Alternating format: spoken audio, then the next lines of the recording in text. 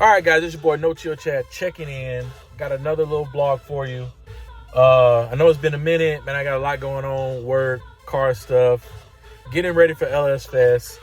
It's been, it's been a real hectic. So just bear with me, but decided that I should get you just an update on some videos. Today in Houston is the F-Body Gathering.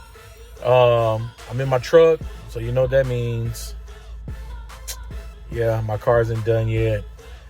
Long story. It's almost there. A couple more days. It just, time wouldn't allow.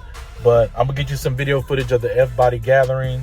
I'm not going to get too detailed, too much audio. Just going to really show you really just all the F-Bodies out here, man. From Houston, Texas, Austin, Dallas, wherever. Everybody's from everywhere coming in for this event. So it's a beautiful day out. So I'm going to get as much footage as I can so you can see some dope F-Bodies. All right? See you soon.